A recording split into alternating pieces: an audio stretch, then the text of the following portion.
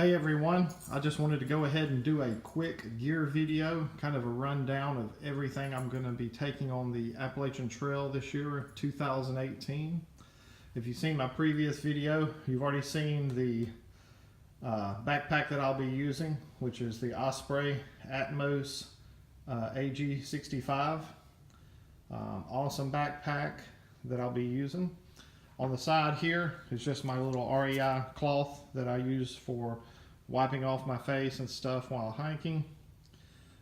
Moving up here, you've seen my other video, you saw my sleeping bag. I did switch it from the Z-Pack bag that it comes in to the Sea to Summit compression sack because I can just really cinch it down and compress it for travel while moving through the day, so it doesn't take up a lot of room in my backpack. This is also my sleep liner for my bag you saw in the other video, and my Z-Pack tent with the freestanding poles. I'll also be carrying this small lightweight ground cover because I really am particular about my equipment, and I like to be able to get my tent up and put up without the bottom of it being covered with dirt and leaves. So I am willing to carry the extra weight of the ground cover. Here beside it is just a little inflatable blow-up pillow I got from REI. Also, I'll be taking the Q-Core sleep mat that blows up from Big Agnes. I do prefer a little comfort, and I will be trying this system out for sleeping. Just beside that here is the rain poncho that also covers up the backpack, so that I will be using it so I can get good airflow to my body while hiking in the rain without being sweaty from wearing really tight rain clothing that does not breathe. Just beside that here, I like to use the Katadyn water filtration. This is the Hiker Pro that comes in here. I know everyone loves to use the Sawyer Squeeze, the Sawyer Minis and stuff, but with this I can pump 1 liter of water per minute, plus I can quick attach it here to my water bladder. I also carry 2 of the Platypus 2-liter fill-up bottles for camp. Usually when I get to camp, I like to grab these, go to the water source, fill both of them up. That way I have plenty of water when I'm at camp and plenty of water for the next morning, so that in the morning I do not have to go looking for water. I just fill up my water bladder that's in my pack with my straw reservoir tube, and I hit the trail. I don't have to look for water for quite some time. Also, the Sea to Summit titanium spoon for eating. Also have the GSI little coffee cup. It's very lightweight and keeps your coffee good and warm, especially on the really cold mornings. My cook stove is the MSRI oh Lord, losing my mind here. Pocket Rocket 2. Very lightweight and very compactable. Also the Snow Peak titanium pot, and I will only be taking the one larger pot, not the second one that come with it. And of course, good fuel canister. Alright, moving on. Of course, you got the Brooks Cascadia 11s here. I have a few set of the Brooks Cascadias that I'll be having shipped to me along the way as one pair wears out.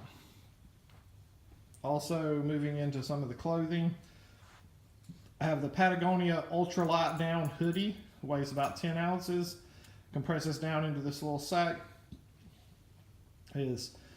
I've used this on multiple trips. Keeps you super warm. Usually can't even hike in it, that it keeps you warm. You'll get too hot while moving. So I put it on when I stop, or when I'm in camp, or at night. Next to that, I have the Patagonia base layer, and this is the Capilene 4. The top is the hoodie version of it, and then you have the pants to go underneath on your lower part of your body. I really love the hooded version because it keeps your neck and retains a lot of your heat during the cold weather. Even in 30-degree weather, or sometime a little less, I'll wear this and just my t-shirt on top, which are these REI shirts that you see here. I carry 2 of those, one for hiking in, usually one for sleeping in. I got the Patagonia beanie as well. I've got a pair of the Exio Officio boxer briefs. I carry 2 pair of the Darn Tough socks, as you see here, and this long pair here. The long pair I may ship back once the weather starts getting a little warmer. I carry the Injinji sock liners, 2 pair, one in case one's wet, and then the calf compressions for my legs when I'm hiking. I'll also have the Smart Wool socks here, big fluffy pair for sleeping in. I have the Smart Wool neck gaiter for pulling around the neck and face and mouth during the extreme cold weather. These liner gloves, I saw them. I've never used them on a trip. I may take them, try them. I may wind up sending them back. I'm not sure. May be good for sleeping in early mornings. But when I get warm, when it gets warm outside, I'll definitely be sending these back. Then I have my really cold weather gloves for hiking here that you can see.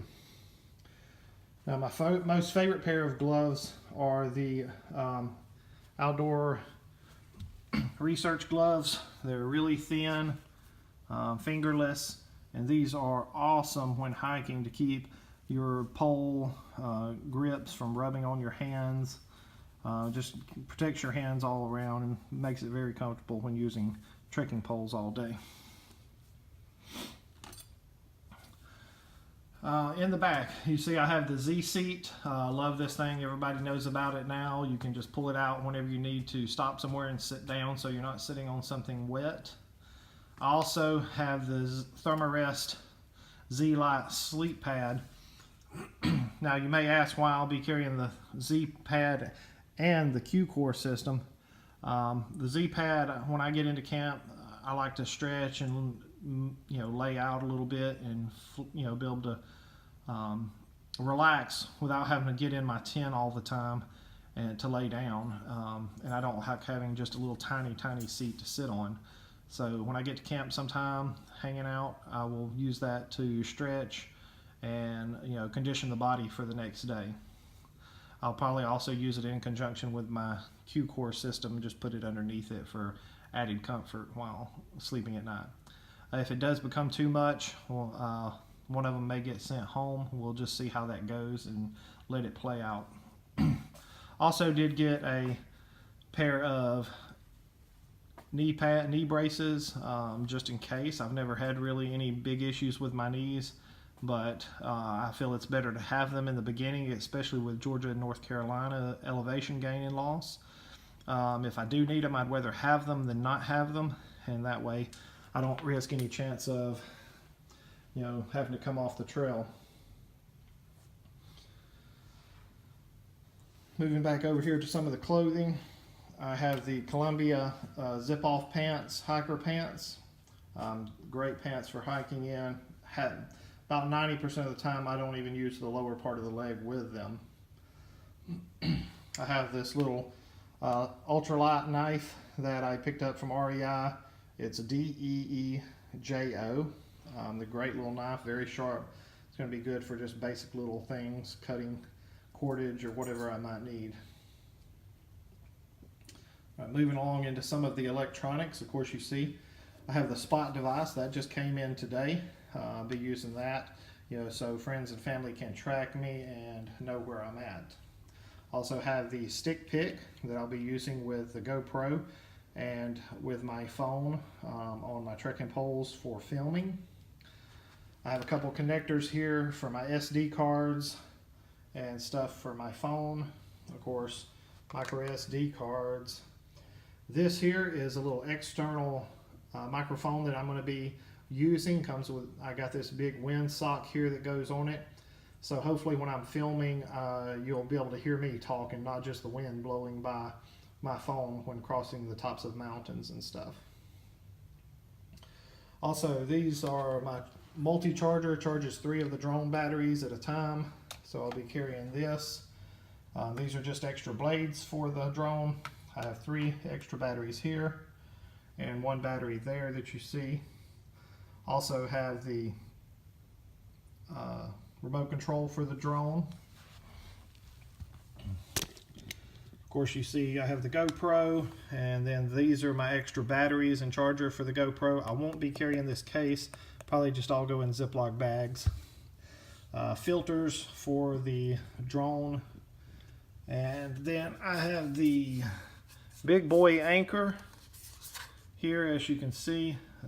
Yes, this thing's heavy for a battery pack, but for my needs, with the filming that I want to do for the trip and be able to post for everyone to see, I want to make sure I have plenty of battery power for charging, especially the phone, because I will be editing video at night and getting that ready to get uploaded, and for the GoPro.